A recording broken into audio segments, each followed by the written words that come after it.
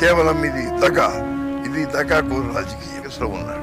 అక్కడ ఎప్పుడైతే పరాజయం చెందాడో తెలుగుదేశంలోకి వచ్చాడు. అంటే ఇచ్చాడు, కానీ మనసులో ఉన్న ఆ దురాశ మాత్రం పోలేదు. తన యొక్క గ్రూప్ ని పెంచుకుంటూ వచ్చాడు. ఆయన ఒక యాక్టర్ గా కల్మషం లేని ఒక గొప్ప రాజకీయ నాయకుడిగా ఎదిగారు. సొంత వారే అనుకున్న వారంతా వెన్నుపోటు పొడవడంతో తట్టుకోలేక వేరే మరణం పొందిన మహా వ్యక్తి అయిన నందమూరి తారక రామారావు గారి గురించి ఈ రోజు మన టాపిక్. కాలం మారినా కానీ చరిత్రలో చెరిగిపోని ద్రోహాలు ఆయనకి జరిగాయి.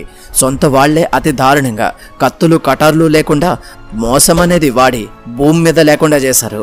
ఈ రోజు వీడియోలో ఆయన పైన ఎటువంటి దారుణమైన కుట్రలు జరిగాయి, అసలు ఇందులో ఎవరెవరు ఉన్నారు, ఇలాంటి అన్ని విషయాలతో పాటు మీకు తెలియని ఆయన జీవితం గురించి ఇంకా ఎన్నో విషయాలు తెలియజేయబోతున్నాను. కనుక వీడియో చాలా ఇంట్రెస్టింగ్ గా ఉండబోతుంది. కనుక వీడియోని స్కిప్ చేయకుండా చివరి వరకు తప్పకుండా చూడండి. ఈ రోజుల్లో ప్రతి ఒక్కరూ ఆయన గురించి పక్కా తెలుసుకోవాలి. ముఖ్య గమనిక, ఇందులో ఎవరిని కించపరచాలని కానీ డీఫేమింగ్ చేయాలని కొన్ని చూడడం లేదు. కేవలం జరిగిన సంఘటనలు మరియు డైరెక్ట్గా సీనియర్ ఎన్టీఆర్ గారు చెప్పిన మాటల ప్రకారమే అన్నీ చెప్పడం జరుగుతుంది. సీనియర్ ఎన్టీ రామారావు గారు 1923 మే 28న జన్మించారు. వీరి తండ్రి గారు నందమూరి రామయ్య, తల్లి గారు వెంకట్రామమ్మ. వీరికి పిల్లలు లేకపోవడంతో రామారావు గారిని అపురూపంగా చూసుకునేవారు. అయితే వీరిది మధ్యతరగతి కుటుంబం కావడం వల్ల వీళ్ళ ఇంట్లో కూడా ఆర్థిక ఇబ్బందులుండేవి. అయినా సరే ఎన్టీఆర్ గారిని కష్టపడి చదివించారు. అయితే ఆయన ముందుగా ఇంటర్ ఫెయిల్ అయిపోయారు. దాని కారణంగా ఆర్థికంగా నాన్నకు ఎలాగైనా సహాయం చేయాలి అని ఉద్యోగం వేటలో పడ్డారు ఎన్టీఆర్ గారు. అలా వెతగ్గా బెజవాడ సబ్ కోర్టులో తాత్కాలిక స్థిరాస్తుదారు ఉద్యోగం దొరికింది. అంటే కోర్టులో వాదాపవాదాలను విని ఒకటోసారి రెండోసారి అని పిలిచే ఉద్యోగం. నెలకి 64 రూపాయల జీతం.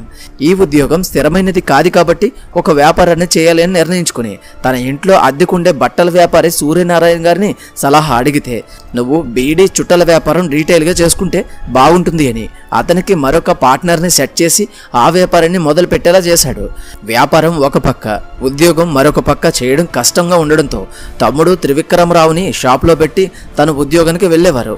కానీ త్రివిక్రమరావు అల్లరి చిల్లరగా ఉండి వ్యాపారాన్ని నడిపించలేకపోవడంతో ఎన్టీఆర్ ఉద్యోగం మానేసి పూర్తిగా వ్యాపారం చూసుకునేవారు. తర్వాత తన పార్ట్నర్కి జబ్బు చేయడంతో అతను తప్పుకున్నాడు. భారమంతా ఎన్టీఆర్ పైన పడింది.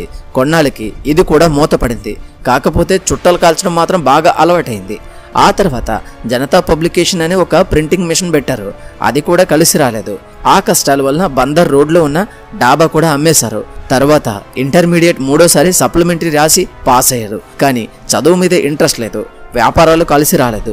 కాబట్టి నిమ్మకూరు వెళ్ళిపోయి వ్యవసాయం చేసుకుందామని అనుకుంటుండగా వాళ్ళ తండ్రి గారు మరియు బంధువులు మందలించి చదువును కొనసాగించాలని అందరూ ఒప్పించగా గుంటూరులో ఉండే ఆంధ్ర క్రిస్టియన్ కాలేజీలో BA చదువుకున్నాడు. రోజు ఉదయం జొన్నన్నం తిని 7:20 బయలుదేరి 3 కిలోమీటర్లు విజయవాడ స్టేషన్కి నడిచి వెళ్లి ట్రైన్ ఎక్కి 9:20 గుంటూరు చేరి తనకు తెలిసిన వారి ఐస్ క్రీమ్ పార్లర్లో అరగంట కూర్చుని 10 గంటలకి కాలేజీలోకి వెళ్ళేవాడు. మధ్యాహ్నం ఏమీ తినకుండా పస్తులు ఉండేవాడు.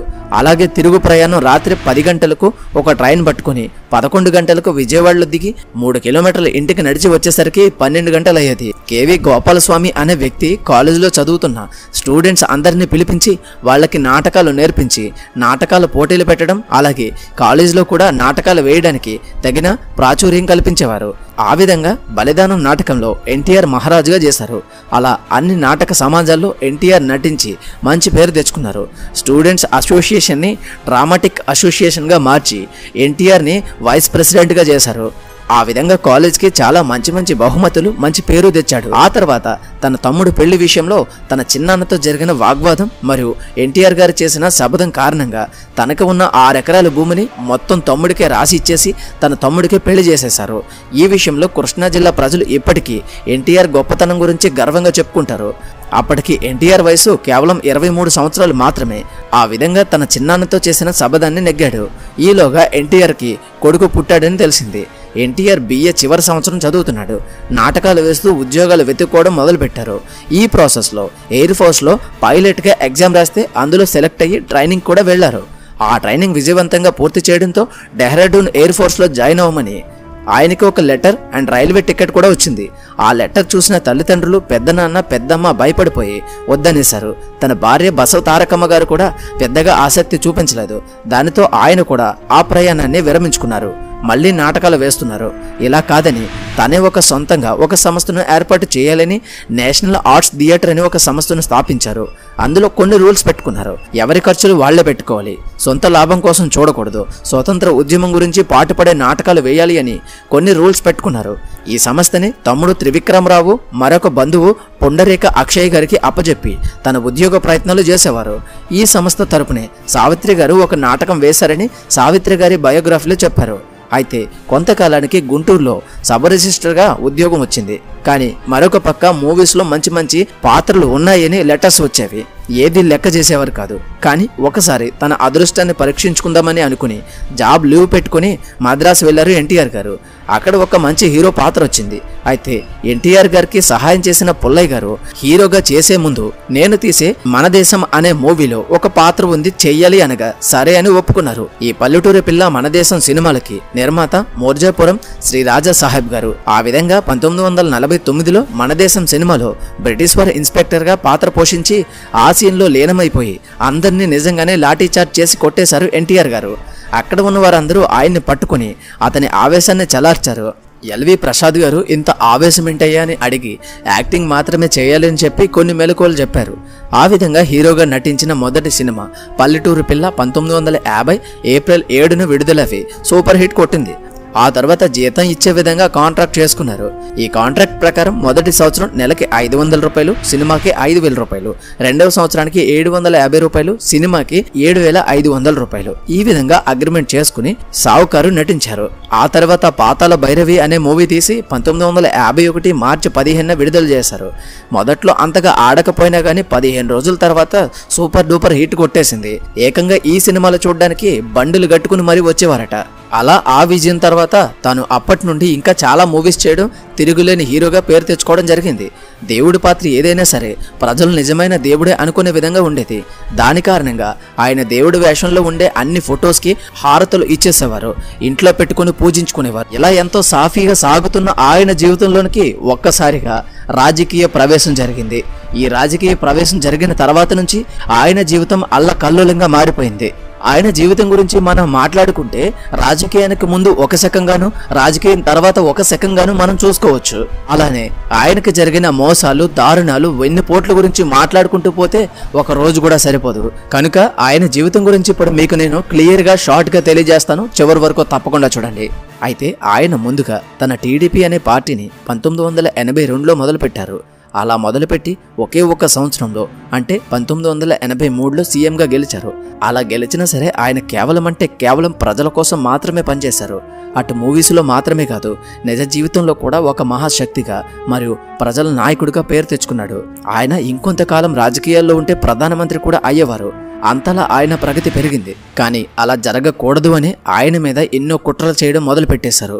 అప్పటి కాంగ్రెస్ అధిష్టానం ఎన్టీఆర్ గారిని తొక్కేసే ప్రయత్నాలు ఎన్నో చేసింది. అలా జరుగుతున్న సమయంలోనే ఎన్టీఆర్ గారు సొంత అల్లుడు అనే నమ్మకంతో నాయుడు గారిని రాజకీయ వారసుడిగా తీసుకున్నారు. కానీ ఎన్టీఆర్ గారికి తెలియకుండానే ఆయన వెనక గారు అనేక కుట్రలు చేయడం మొదలుపెట్టారు. ఇక్కడ నేను కేవలం నాకు నచ్చింది చెప్పడం లేదు, కేవలం సీనియర్ ఎన్టీఆర్ గారు తన నోటితో చెప్పినవే నేను చెప్తున్నాను, గుర్తుపెట్టుకోండి. ఒకవేళ మీకు ఇంకా ఏమైనా సందేహం ఉంటే ఆయన చెప్పిన మాటలన్నీ ఒక టీవీ ఛానల్కి సంబంధించిన ఇంటర్వ్యూలో ఉన్నాయి, ఒకసారి చూసేయండి. అలా కుట్రలు చేస్తూ ఆయన దగ్గరే ఉంటూ ఒక గ్యాంగ్ని సిద్ధం చేసుకున్నారు. ఈ ఎన్టీఆర్ గారి దగ్గర ఉన్న నాయకుల్ని తన వైపు తిప్పుకున్నారు.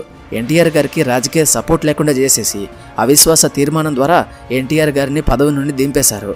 కానీ పాపం ఏమీ తెలియని ఎన్టీఆర్ గారు గుడ్డిగా సొంత అల్లుడే కదా అని నమ్మి నెత్తి మీద పెట్టుకున్నారు. కానీ అదే అల్లుడు అతి దారుణంగా ఎన్టీఆర్ గారిని వెన్నుపోటు పొడిచి 1995లో సీఎం పోస్ట్ నుండి పోయేలా చేసి 1995 సెప్టెంబర్ 1న సీఎంగా పదవిని సంపాదించారు. అయితే ఎన్టీఆర్ గారు ప్రజల్లోనికి వెళ్లిన సమయంలో ఆయన మీద కోడిగుడ్లు మరియు చెప్పులు వేయించడం చేశారు. ఇవి ఎవరు చేయించారు అనేది ఎవరికీ తెలియదు. మరి మీరు ఎవరనుకుంటున్నారో దయచేసి కామెంట్లో చెప్పండి. దాని కారణంగా ఎన్టీఆర్ గారు చాలా కుమిలిపోతూ వెన్నుపోటుని తీసుకోలేకపోయారు. నేరుగా ఆయనే ఎన్నో ఇంటర్వ్యూస్లో చెప్పి బాధపడ్డారు కూడా. అలా ఆయన ఈ దెబ్బకి జబ్బు పడిపోయారు. కేవలం ఒకే ఒక్క సంవత్సరంలో అంటే 1995లో పదవి నుండి దిగిపోక 1996 జనవరి 18న ఆయన లోకాన్ని విడిచి వెళ్ళిపోయారు. ఇలా మాత్రమే కాకుండా ఎన్టీఆర్ గారి రెండో వైఫ్ కూడా ఆయనకు వెన్నుపోటు పొడిచింది. పాపం ఏమీ తెలియని ఎన్టీఆర్ గారు సొంత వారే కదా తన ఎదుగుదలకి ఎంతో సహాయపడతారు, మరియు వారు ఎదుగుతారు కదా అని అనుకుంటే ఏకంగా ఆయన్నే వెన్నుపోటు పొడిచి లోకంలో లేకుండా చేసేంతలా ఎదిగిపోయారు. అలా ఆయన కేవలం ఆయనకు జరిగిన ద్రోహం, మోసం, కుట్రలు, కుతంత్రాలు తట్టుకోలేక మరణించారు. కానీ ఆయన అప్పుడు ఇప్పుడు ఎప్పుడు ఒక గొప్ప యాక్టర్గా మరియు మనసున్న మంచి నాయకుడిగానే అందరి మనసుల్లోనే మిగిలిపోయారు. కాలం మర్చిపోవచ్చు, కానీ జరిగినది ఏది కూడా చరిత్ర మర్చిపోదు. చరిత్రగానే ఉండిపోతుంది, గుర్తుపెట్టుకోండి. ఈ వీడియోకి ఇంతే. ఈ వీడియో కనుక మీకు నచ్చినట్లయితే తప్పకుండా లైక్ చేయండి. అలాగే మరిన్ని మంచి వీడియోస్ కోసం మన ఛానల్ని సబ్స్క్రైబ్ చేసుకోండి. అలాగే మీకు ఈ టాపిక్ పైన ఏమైనా సందేహాలు ఉంటే కనుక దయచేసి కామెంట్ రూపంలో తెలియచేయండి. మళ్ళీ మరొక మంచి వీడియోతో కలుద్దాం. Until then thank you, bye, జై హింద్.